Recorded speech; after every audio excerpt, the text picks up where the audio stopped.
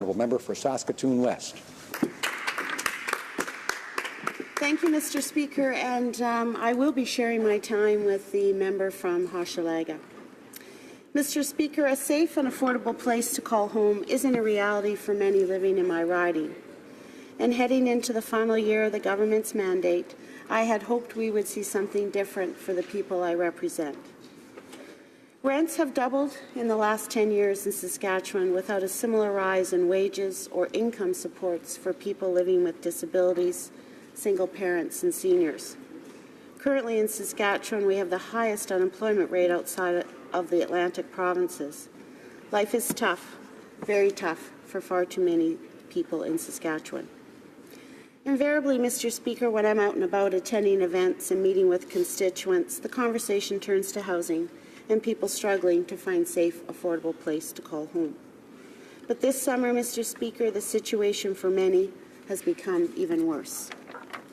Why? Because shortly after the Saskatchewan government signed on to the principles of the new provincial territorial framework with the federal government on housing, our provincial government cut the provincial rental supplement. As of July 1st, this important support for people in my province, in my riding, was ended. Shame. So what does that mean? Well, for Amanda, a single mother in Saskatoon with 3 young children who lost her job last fall, it means living in fear of also losing her home. Amanda is receiving income support from the provincial government through their transitional employment allowance, and that includes a rental supplement. Her $1,000 a month transitional allowance plus a rental supplement of $331 means that 65% of her income goes to her monthly rent. That means she has $481 left for groceries, utilities, clothes. And it means living every day with the anxiety and stress that she will lose her rental supplement, and if that happens, what will happen? Over 14,000 people in Saskatchewan depend on the rental supplement to afford a place to live. The Saskatoon Action Plan on Homelessness, a community-based leadership group, has helped find safe, affordable housing for over 800 people in Saskatoon. And the vast majority of people counted on that rental supplement. Of course, this reality is not unique in my community, my city, my province. It is a reality for far too many people across the country. At least 235,000 households in Canada experience homelessness in any given year. Over 1 million households pay over 30% of their income for rent, and 400,000 people of those pay over 50% of their income on rent. I consider that a crisis, Mr. Speaker, and I'm not alone. It is the general consensus that as a country, we must tackle this crisis now. In 2016, the mayors of Canada's largest cities estimated there were more than 170,000 people waiting for subsidized housing. Many people on those waiting lists will become homeless while they're waiting. 1 in 15 Aboriginal people in urban centres are homeless. Occupancy rates for emergency shelters are 90%, up 10% over the last while.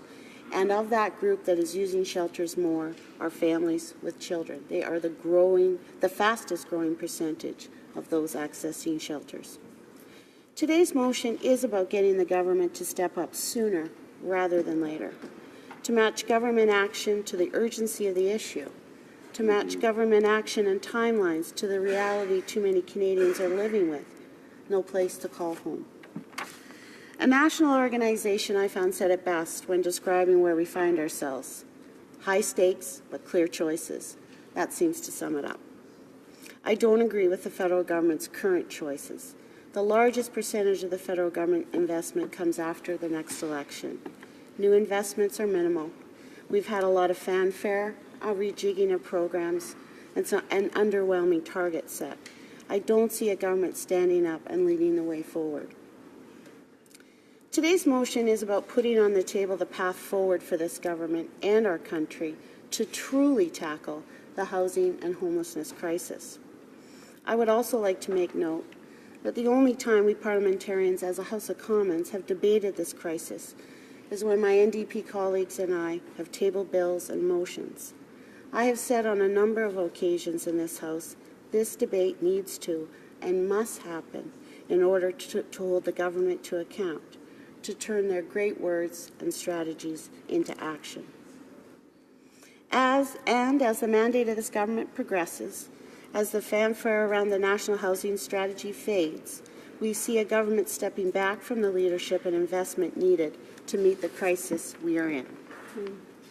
One of the key pillars of the National Housing Strategy, and I quote from the document, the strategy will first focus on the most vulnerable Canadians. This includes women and children fleeing violence, seniors, Indigenous people, people living with disabilities, those dealing with mental health and addiction issues, veterans, and young adults. And I agree, but I don't see this priority in action nor prioritized in the investments to date by this government. If this in fact were true, why is the Canada Housing Benefit not being launched until 2020-21, after the next federal election? The Canada Housing Benefit is the transformative change we needed to immediately deal with the lack of affordable housing in Canada. This pillar of the strategy must happen sooner, Mr. Speaker, rather than later. The Canada Social Housing Benefit could transform lives immediately. Bringing forward the planned investment in the Canada Housing Benefit to next year's budget could mean over 250,000 low-income households in Canada would be able to afford rent. This is just one example, one initiative that, if brought forward, would actually make people's lives better.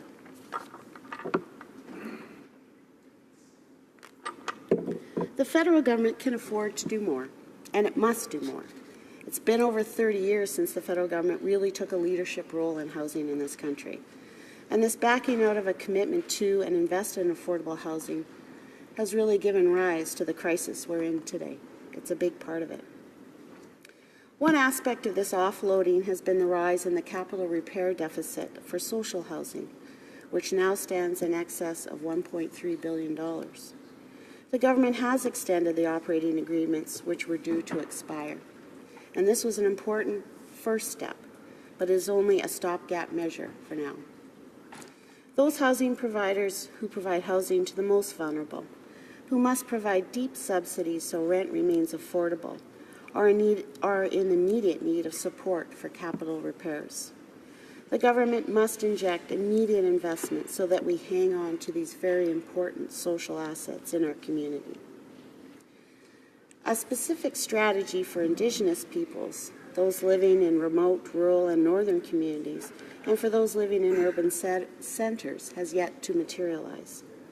It got a mention in the National Housing Strategy, but we have yet to see real progress and a concerted effort by the government, despite stating it was a priority for the National Housing Strategy.